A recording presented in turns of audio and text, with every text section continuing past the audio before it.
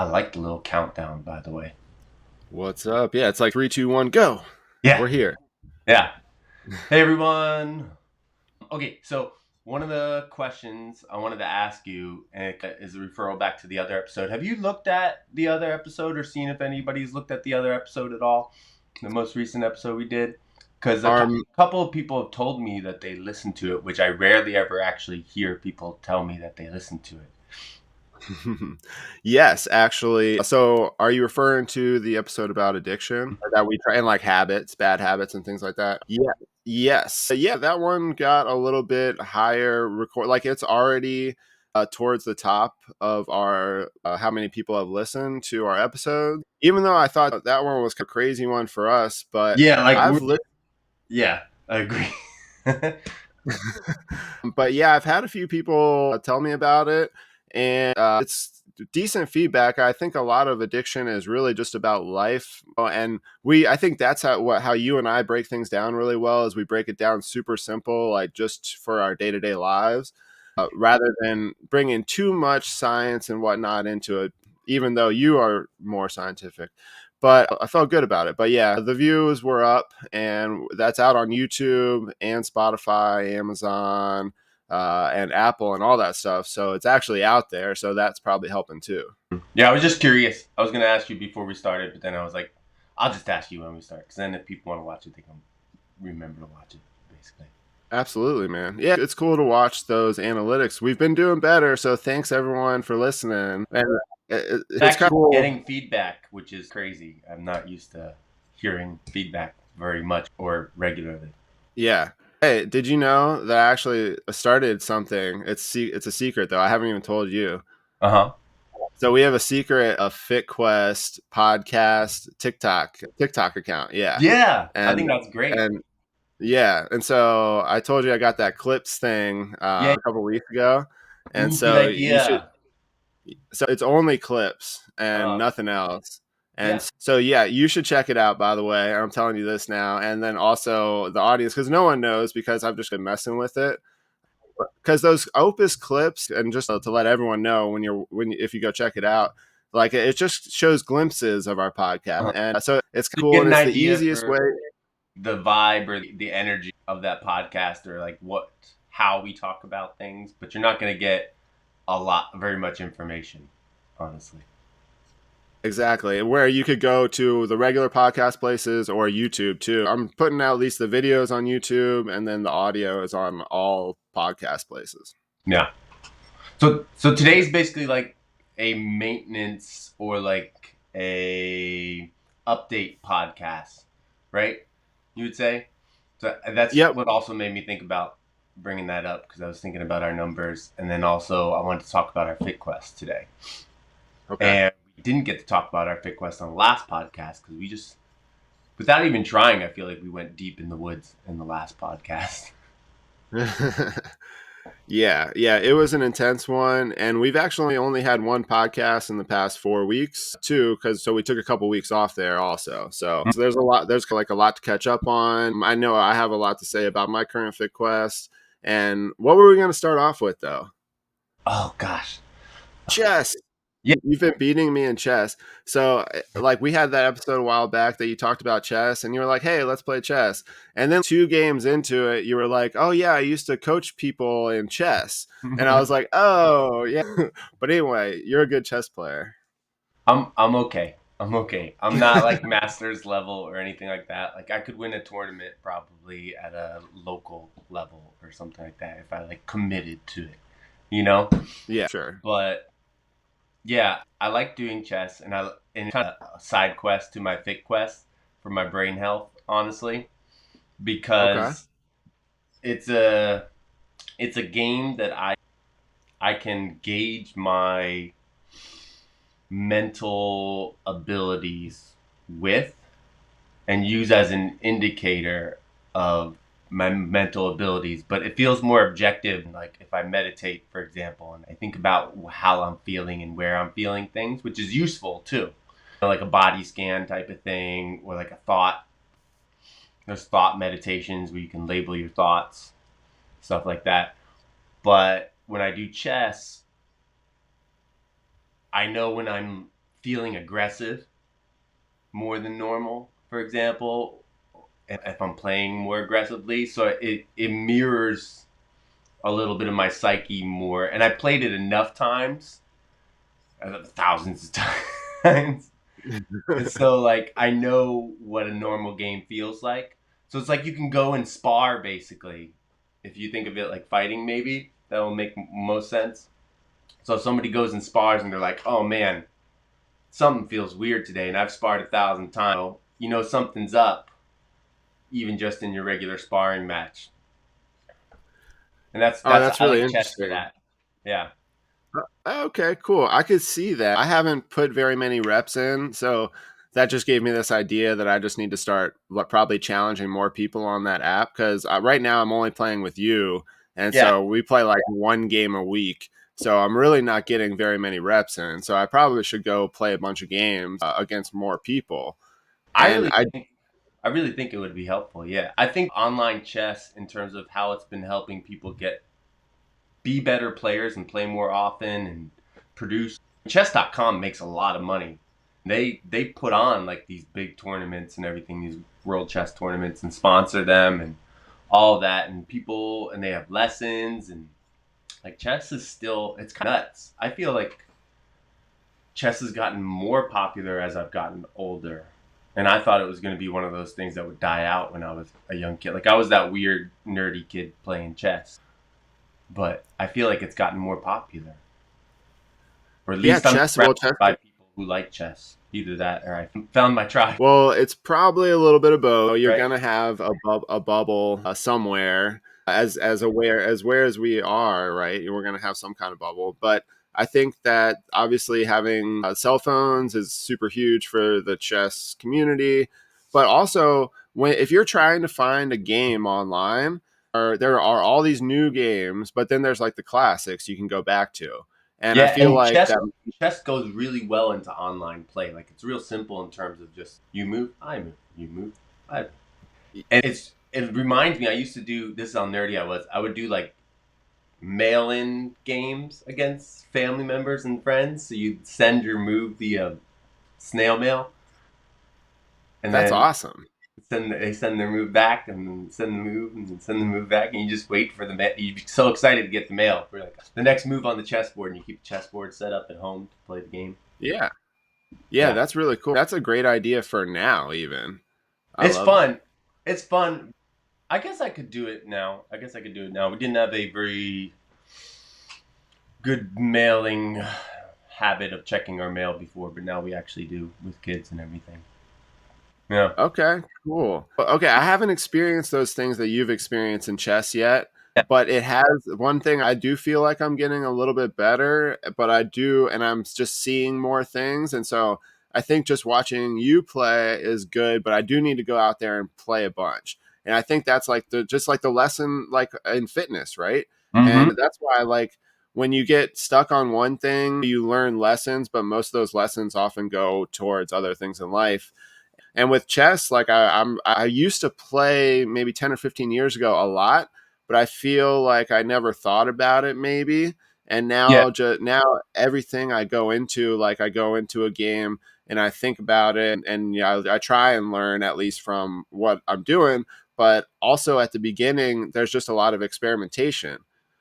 So It's funny. while It makes me think. Sorry, it makes me think of a lot of friends or people I know who I think would be well served, like checking out the online chess community that used to play when they were younger, but haven't played anytime recently, but liked to play when they were younger.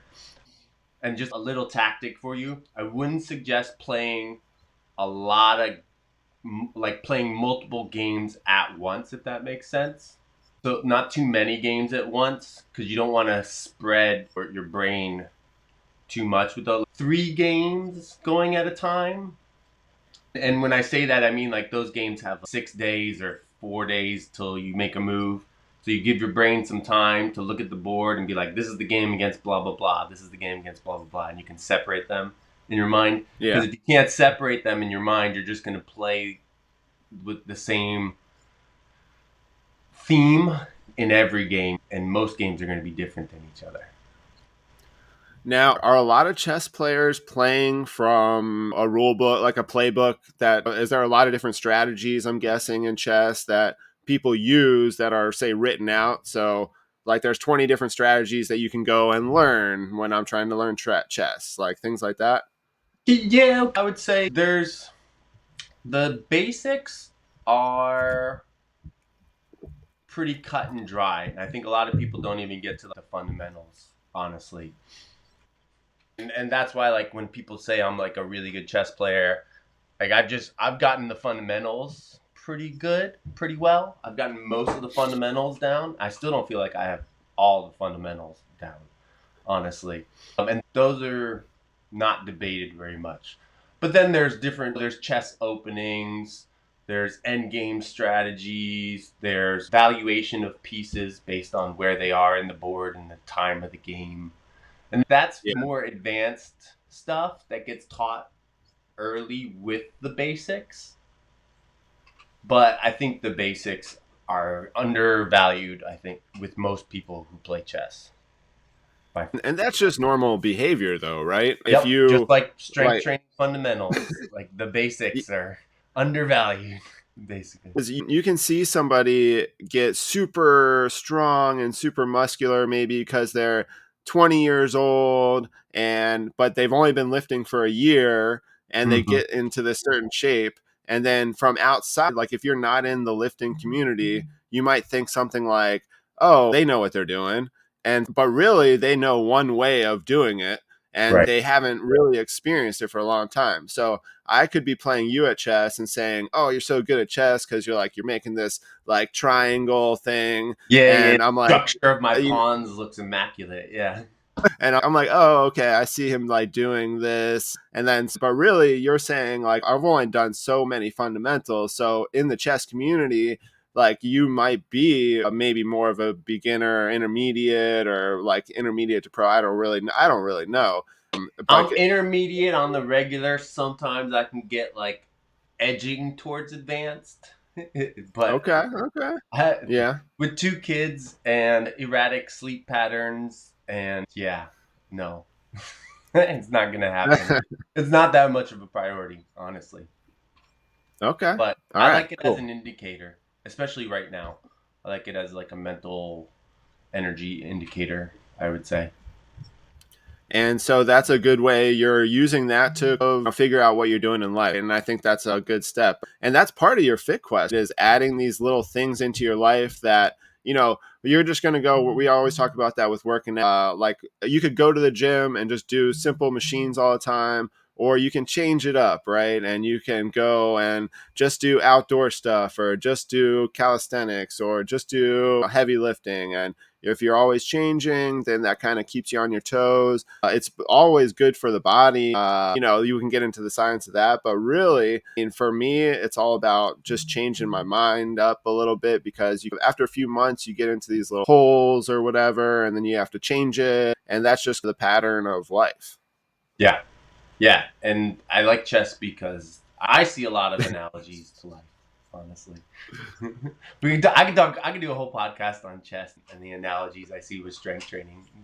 I could do. I actually thought about how people talk about doing niches for your marketing, right? Like niching down really, really specific. I've thought multiple times about doing like chess strength training, like strength training for chess geeks, basically. Yeah. And just Yeah. naming all my exercises different chess names, and yeah, yeah. That It's could be fun. If once you have a set core business, why not try all these little niche things going on? Because you could just use it as just what is it called, like a lead magnet or something out there. You could just Mhm. put it out there and be like, "This is my chess package," and it's just all The whole related chess to theme, that. everything. Yeah, yeah.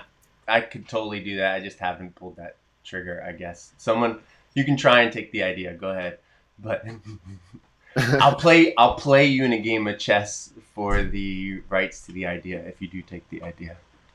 Winner Oh, take I all. like it. Yeah, but yeah.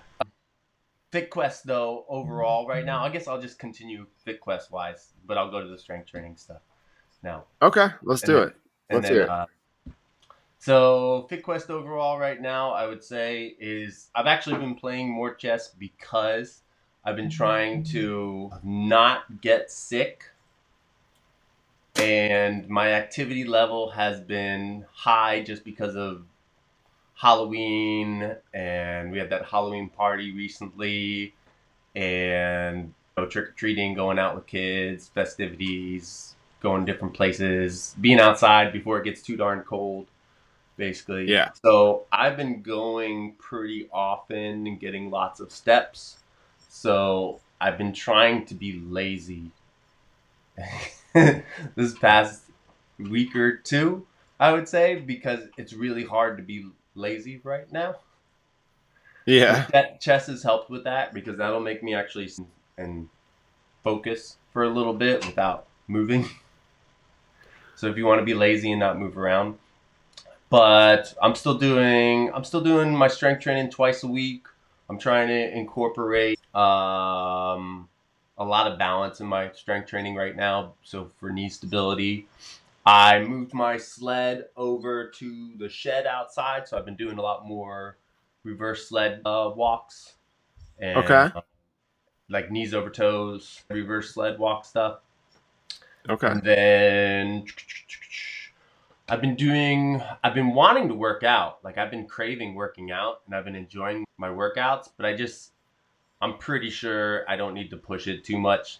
And the HRV thing keeps on showing me like, you better watch out. Don't go too crazy. You're really pushing it. It's And I awesome to have that piece of technology, right? That you can see every day and give you a little bit of feedback. Yes and no, because I still feel like it could be astrology, honestly. I'm still torn, but like I've been doing pretty good with dodging bullets. I think right now at a time when there's a lot of bullets, and I've been listening to it more. So I'm trying to continue to do that. This is my little experiment with that, I would say.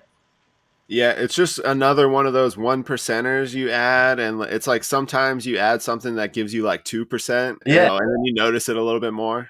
yeah. So the verdict is still out. The verdict is still Okay. out on that, but I'm trying to listen to it with my training, and I am monitoring my steps more, and I'm trying to when I'm walking right now, I'm really trying to use the arches of my feet, and my knee feels a lot better when I do that. But because I'm doing that, my shins, my calves are getting tight. So I'm trying to make sure I take care of them in my strength programs, and I'm trying to do a little bit more mobility work with my shins and my calves as well, which is good for my Achilles anyhow, honestly. Okay. All right. So you're definitely in like a chill mode, I would say, right now. Yeah, I'm in like And a chill slash. It's weird because I hurt my knee a little while ago. Everything feels like a progression, even though it's not super hard. So it's like yes. the benefit of getting injured a little bit, because I'm like, oh, I'm getting better at this now. My knee feels better at this now. I'm feeling better, but I'm not going too hard. I'm just like getting a little bit better and continuing. Yeah. All right. All right, man. I like that a lot. So I would love to see the HRV data a year from now, or maybe whenever your sleep, hopefully it does, knock on wood, starts regulating from Ari and your kids.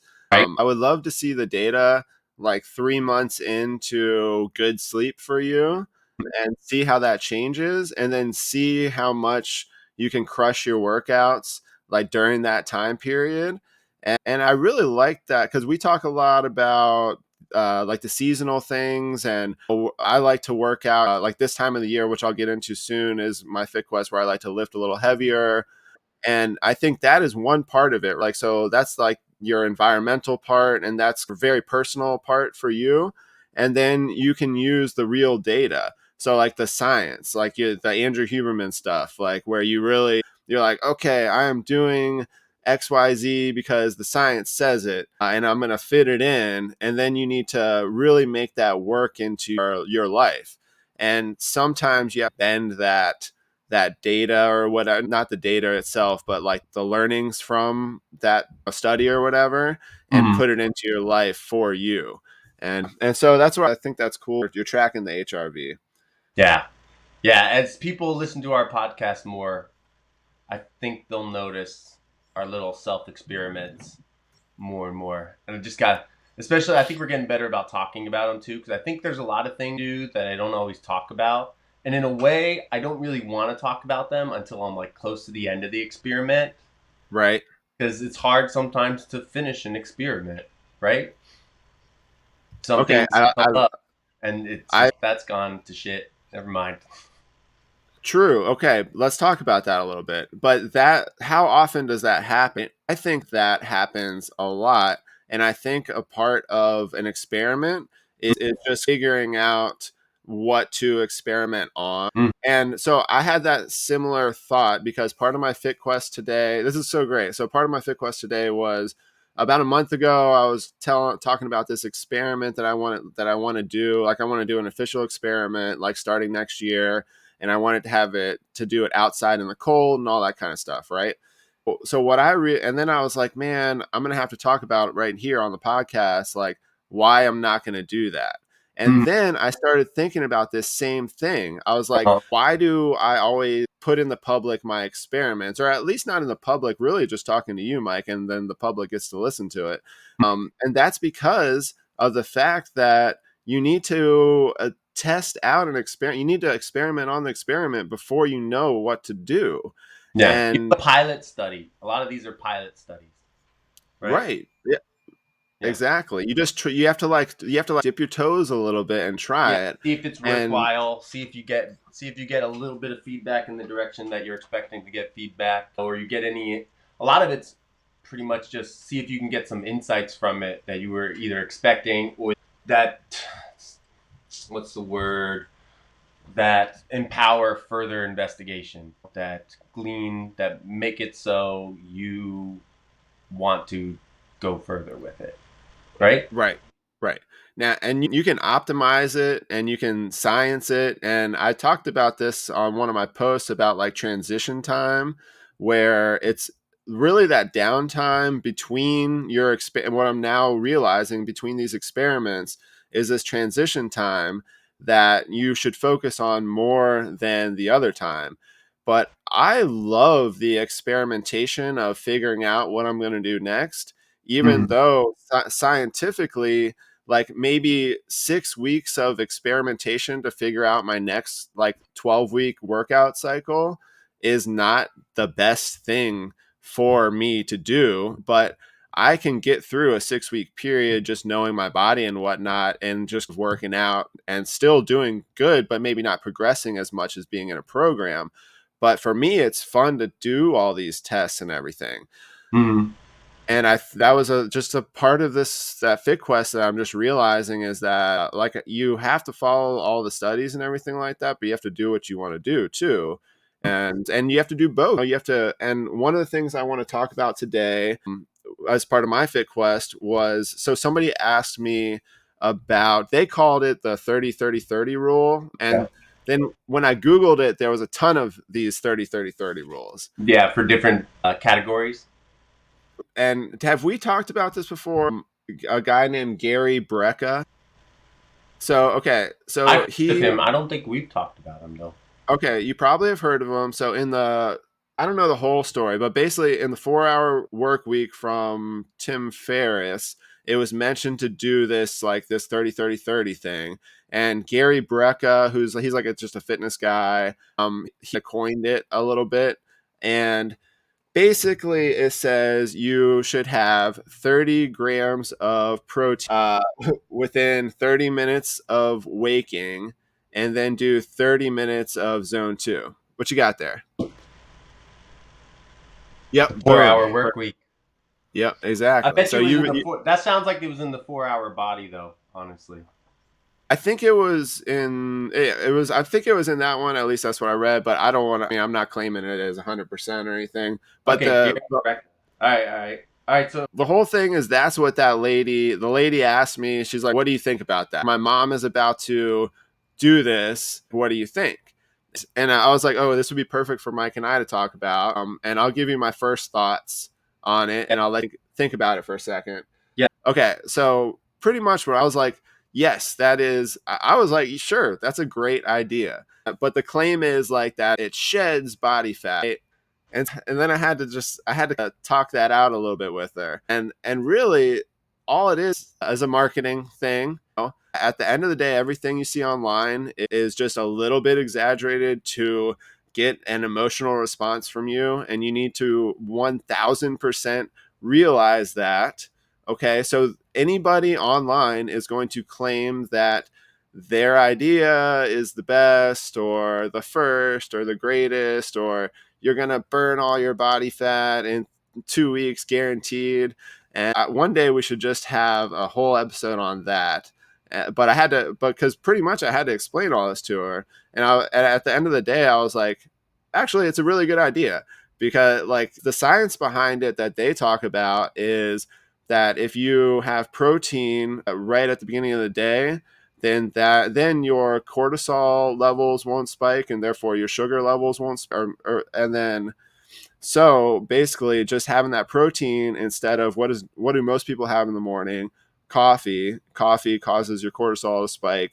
And then Coffee, when you're cereal bar, cereal, oatmeal with processed carbohydrates, basically things that make their sugar spike.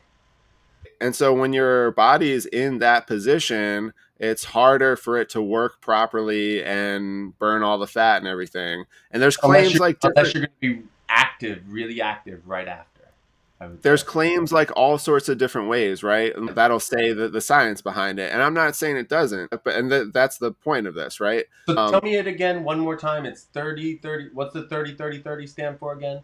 30 grams of protein within 30 minutes of waking up, followed by 30 minutes of zone 2 cardio. Followed by 30 minutes of zone 2. Those things by themselves are useful strategies, right? Ding, ding, ding. Yeah. And then it's just in a way, okay, I'm going to be like devil's advocate for marketing. In a way, marketing and sales is playing on our innate brain function in terms of what gets our attention, right? And you're not going to remember to do something if it doesn't get your attention. So you need this is a mnemonic device, you would say, right?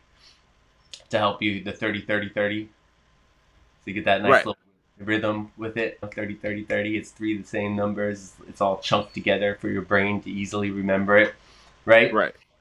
And yeah, I think that's useful to have things chunked together so you can remember it too. I would say, I like that. Yeah, Yeah. so that it's a great thing, and that's the Mhm. point of there's that first thing that you see is the claim, and you have to get past the claim and figure out why does it actually work, because then there's all these testimonials that say you on any page you'll read 1,000 testimonials that'll say, okay, it 100% works, it works, and those are all true, right? And that's because you can always find 1,000 people to get affected buy a product in a good way like that. That's just how the world works. It's Yeah, and easy they're to not do. randomly selected like they would be in a good study either. Yeah, Yeah, exactly. they're actually purposefully selected. Right. And so this is how we're filtering all content. Then you actually go down to the 30 30 30, and I think that's the point that you were getting to. Once you get to 30 30 30, okay, if you wake up in the morning and you have 30 grams of protein, then you're automatically getting 30 grams of protein more than you normally would, Right. right? So that's just, and that what do most people need in life is 30 grams more protein. And that's just an arbitrary number, but it's 30 30 30. Like you said, you have to sell Yeah. it. Yeah. Um, yeah. And then, okay, within 30 minutes of waking. So it's easier to make a habit right when you wake up. And You have that's a why routine that's, when you wake up. So anything at the end of that routine, you can anchor onto and create a new habit with. It's just a lot of people tend to squeeze as many things as possible in the morning before they have to run out to work just in time to get there at the time they need to. and that's probably causing their stress levels to ignite, which is going to backfire all the stuff that they just worked on. True. Okay, so now we're at, what are we at now? Okay, now the 30 minutes. So now you have a 30-minute of zone two. Right. So it doesn't A matter. walk, a brisk walk. It doesn't matter if you're in zone two. It doesn't matter if you're walking. It's just a walk. It's 30 minutes of cardio. You good there? You Yeah, good? I dropped my meditation balls. Oh. And then 30 minutes, and then you get 30 minutes of cardio in, right? And now, if you do that, say you do that every day, listen, Mm-hmm. it doesn't matter. Those things, if you do every day, are going to help you no matter what. And Yeah, each one, if you do two of those three things, and the third thing within 30 minutes, all that is creating that habit. And then if you add those three together, it's absolutely going to work. But it's not the magic pill, but it's going to work until it doesn't work, right? yeah. It's a morning ritual, basically. And morning rituals have their place, I would say, with certain types of people and certain kinds of lifestyles. Some Right. people Like, can so have elaborate morning rituals, and some people it's not gonna. That's not a thing that they want to be doing. They want to get up and go, basically. same thing with fasted cardio, right? You can argue all the sciences and stuff behind it, but if you wake up every morning and you walk for it's gonna be beneficial. And then there's gonna be arguments like what's gonna be more beneficial, what's gonna be less beneficial, or Yeah. whatever. If you eat before, if you eat Morning after. rituals sell really well. I think morning rituals must sell really well, right? Oh yeah, Yeah. that's the point. Yeah, and I've been thinking about that a lot. I was like, why don't I just make up one of these things? Okay, so one of the most productive times I've had, and like I know if like if in case of emergency break glass strategy I have that I Okay. don't. It's like I could use it all the time, but for some reason I don't really because it shifts. That I don't update it as regularly as I could to make life smoother. Maybe. Right.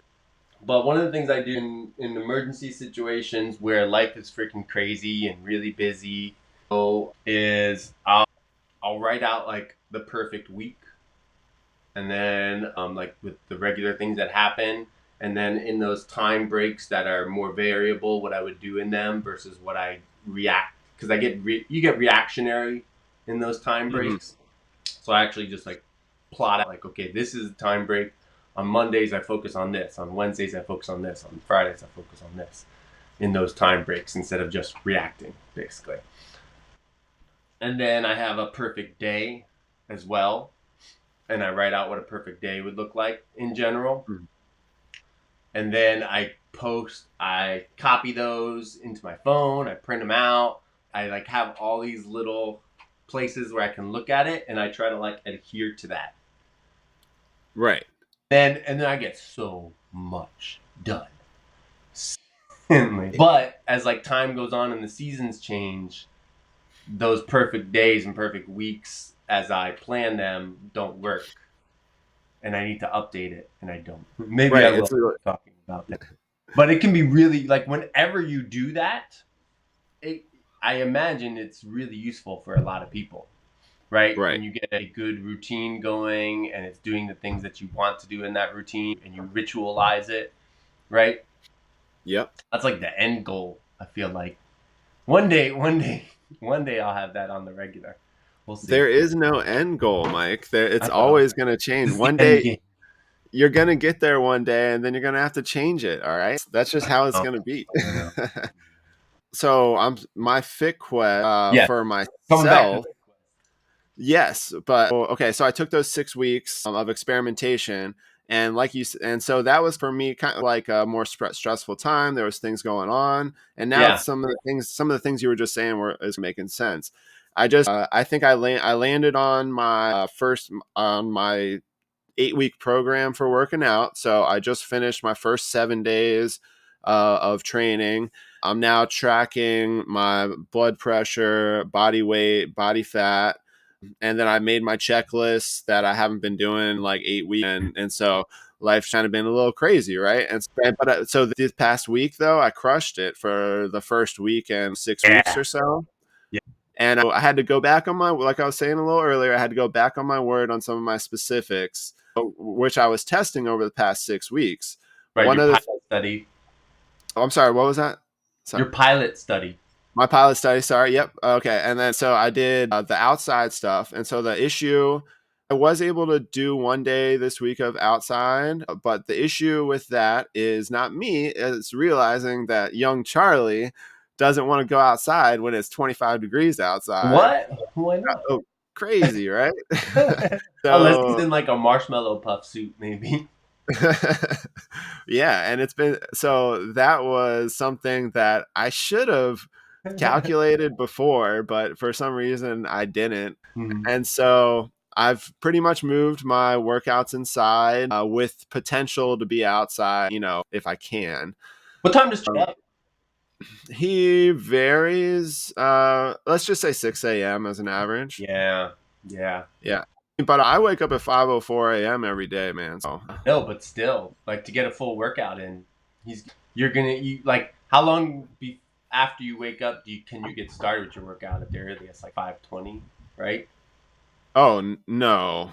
Me? No. Yeah, I 5:45 or 6. yeah. I See, have too many occurrences of trying to work out within 30 minutes of waking up that I like hurt my back.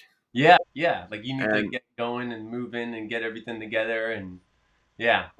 my warm up at 5:30 needs to be 30 minutes long compared to 10 minutes long. If I do it, and so that's Mhm. something that I think about a lot. And so I pretty much in the morning I do meditate before everyone wakes up. I do meditation. I let the dog out. I do stretching. Those are like some of my morning things I do before Charlie gets up or before my wife gets up or the Right, other kid, but exactly. she sleeps in. Yeah, so you got to work out inside because he's going to be awake by the time you can get going with the workout, and you don't need to Yeah, be waking up much earlier than 5 o'clock. I think five right. oh four is good. And so the outdoor stuff that I am able to do, I'm actually doing racing. I'm racing him on the bike. So it's about a 50-yard sprint, and it's out into the road and back, and he's getting fast. And I've been doing on two days. I'm doing five of those sprints, followed by five fast carries with my 35-pound sandbags. So Mm-hmm. I'm like racing Charlie and like trying to run really fast and trying to like stand up tall and stuff. Yeah, So yeah. I am combining outdoors, but I have to like make it fun too for him because to get him outside even on a 45-degree day, I don't know. He's not liking the cold. I'm trying to make him like the cold though. It's funny. Xena is all about going out in the cold, and Ari's much more ambivalent about it. The nice thing is I can use Xena as peer pressure a lot for Ari. Basically, Yeah. that helps. I would say. I When think they're that's together, it definitely helps. yeah, exactly. And since we homeschool, they're together pretty often. So it's kind of nuts because that's one of the things I didn't think about with homeschooling is how much they would be interacting with each other versus they're interacting with other kids when they're at school versus at home they're interacting with each other as much and like how much Xena rubs off on Ari. And I knew she would, but like it's I think it's accelerated compared to typical peers probably in Do some way. you think? No, I agree with that because so one thing I've noticed with my daughter for 3, really 4 years, it was Amber and I and her, right? Mm-hmm. And so it was like 2 on 1 all the time. She was getting a lot of attention. Now Mm-hmm. the second kid, uh, she is being, and then the first kid was more reluctant to learn a lot of things with us, right? Mm-hmm. Now with the second kid, so Adeline is like teaching him Right. more, and he from a young age has been like learning things that Adeline, like learning something that Adeline might have learned at like 4, he's learning at 2, and it's because of her and because of their close bond. And you don't Right. think about, and like even if it's only 3 years, but three-year old to 6-year old is a huge difference. Right. And I see a complete difference in the two kids and how they were raised just due to the fact that they were siblings. Right. Yeah, it's really interesting. Because Yeah, I'd like to see that. if you put them into like preschool or daycare, even at 3 or 4 years old, they're usually right. So now sometimes they're with an age group, but usually you put a 3-year-old in, they're going to be with 3-year-olds. Put a four Right. year old in, and so that if it was, a few 3-year-olds and a few 6-year-olds, I wonder how they would interact together, and how each kid would mature, because I think it's a completely different dynamic. So Montessori actually does that. Back to chess coaching. This chess coaching I really love doing was actually with the Montessori kids, and they're more like mixed ages with their classes and groupings. And Okay. it's really interesting if you look into Montessori and stages of development and whatnot that he wrote about. Was it he or she? I don't remember, honestly. But it's it's fun to interact with them playing chess compared to like kids in a typical school, because kids in a typical school will sit down and be ready for the teacher to give them a lesson, for example. But in like a Montessori school where the kids are mixed around and the curriculum is more interactive between the different age groups, a lot of the kids are used to teaching each other, and the teacher just gives a topic out there or gives some ideas out there, and then you let them go wild with it a little bit. Yeah. Yeah. And I love that. yeah, but like teaching chess, you would think you would have to be like, okay, kids, here's the board. These are what the pieces do, blah, blah, blah. And then I'm going to come, and everybody's going to sit at their table, and I'm going to come around and check on them and all that kind of stuff. But in those classes, we do a little bit of lecture at the beginning just to give them an idea of what's going on. But then it's much more like go out into the wild and figure Right. this out. And I just float it. You float more as a teacher. It's interesting. And then Yeah. the older ones will show the younger ones and whatnot. Yeah. And you find different, you look, at least one of my strategies was looking at the kids who were like looked at for guidance, like trying to find the kids who are the guidance counselors for the other kids. Right. You know, and the ones who got the whose eyes who got the most eyes on them when they were doing things. Mm-hmm. And then those are like your champions, and you use those champions as examples for how to do things and celebrate it. And then the other kids, like, oh, did you see what Ricky did? Blah blah blah. I should try that. Next time I'm gonna do that.